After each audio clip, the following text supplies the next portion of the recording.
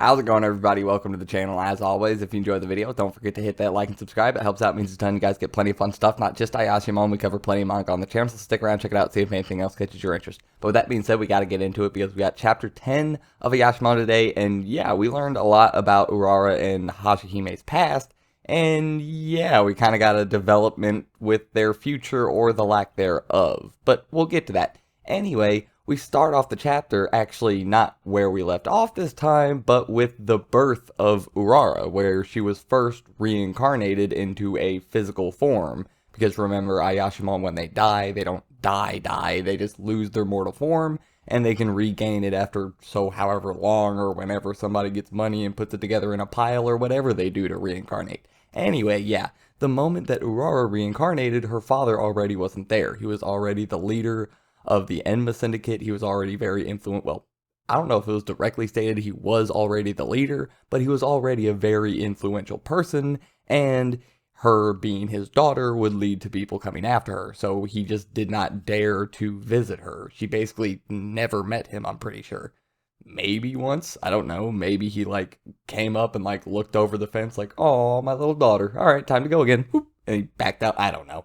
Either way, what we do see is the fact that Hashihime was always there for her. Well, not always. For a lot of the time, Urara was alone, in isolation. Basically, she lived her life by herself, only momentarily getting to see Hashihime and maybe a few other people here and there. So we cut back to the present, and Urara is still in her big ol' wolf, six-eyed thingy monster form, I don't know. Yeah, she's falling down to the ground, and she's sitting there thinking about how she swore to herself through this upbringing in isolation, barely getting to see Hashihime, not getting to see her father, or basically anybody.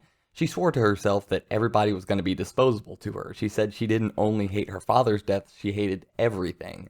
But she's also sitting there thinking to herself still, why can't I bring myself to leave them? Thinking especially about Hashihime, and also about Maruo, and probably Ten, just a tiny little bit. Nonetheless, Hashihime manages to break free from her restraints, and I'm pretty sure backhand or elbow or whatever she did to that lackey that was next to her, I'm pretty sure she broke his neck with that punch, or whatever. So yeah, that was awesome. Either way, steps out of the car, yells for Urara. Urara's falling down towards her. All we gotta do is get down to the ground, grab her, and go. We're good. And all of a sudden, here comes Akari in a giant icy fireball slamming into the ground, sending Urara blasted away. Hashihime's right there in front of him. Yeah, all of a sudden, things don't look that good again. So yeah, Akari's right here again, so that's not good. And he keeps going on about how Urara's just a waste. She's no good. She's an impediment on the Enma Syndicate and yokai in general. And she should just die right now. So he's gonna put his mask on.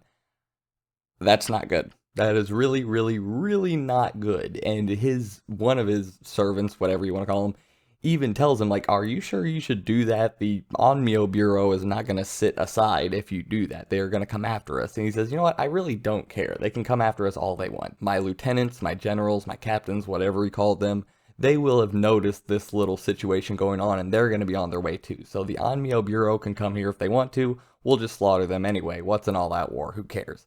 So yeah, he's going to put the mask on, and right at the last second, Hashihime comes off the ground with her big old wax demon form.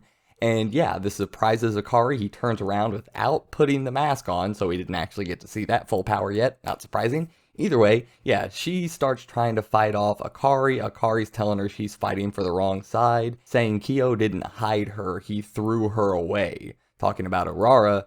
And this is when Hashihime says, he did not, I swear it. And we get a look from Urara on her face like this just sent shock down her spine. And we see all of these flashbacks of all of these different moments throughout Urara's life where Hashihime has been there for her and reassured her that she was not abandoned, reassured her that she was not thrown away, been there in her time of need, answered her questions in her time of need and reassured her, and more importantly than anything else, been there for her. So yeah, this sent just all of these memories flowing back to Urara. Urara tries to run over there and intervene and save Hashihime, but Hashihime tells her to leave and gives one last valiant effort to buy them some time. This is very important because we learned that Urara's little transformation here where she pulled the dagger, well, where Ten pulled the dagger and she transformed, either way, it doesn't matter. Yeah, This little transformation is gonna leave her basically useless for 3 days, not able to do anything at all, and it's only gonna last like 1 minute. So we have basically no time at all, and we have to get out of here now. So yeah, Hashihime's telling her, like, you have to go, you have to leave now. And unfortunately, I'm pretty sure we could all guess Hashihime is no match for Akari, and Akari sends these ice spikes, ice pillars, gigantic things straight through her, blood coming out the other side everywhere, and change, cash, money falling on the ground. I'm pretty sure we all know what this means when it comes to Ayashimon.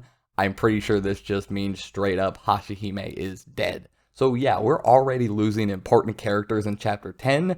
Yuji Kaku is not pulling punches when it comes to killing characters, let's just put it simply as it is. But this is where the chapter ends, so we don't know exactly how much that sacrifice is going to do for us. Is that going to be enough to help us get away, or are we still going to need some more intervention? Possibly the Onmyo Bureau does show up and does end up intervening, not that they're trying to save us specifically, but that they can't let the Enma Syndicate and Akari go on keep doing this stuff. Maybe a different one of the gangs will jump in and they will intervene. Once again, for the same reason, because of what the Enma Syndicate has done, not because they like us in any way.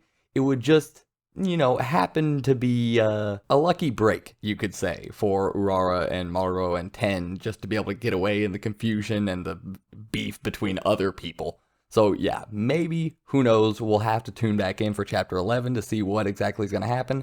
I'm very interested. I really want to know where we're going to go from here. How are things going to get set up after we get away, after things calm down? How are we going to set up shop and actually start building up to the point where we can go and face the people like Akari and the other leaders of the other gangs? I'm curious. I'm about it. I'm going to be around when we find out. I hope you guys enjoyed. If you did, don't forget to hit that like and subscribe and let me know your thoughts down in the comments. I'll see you guys next time. I'm out.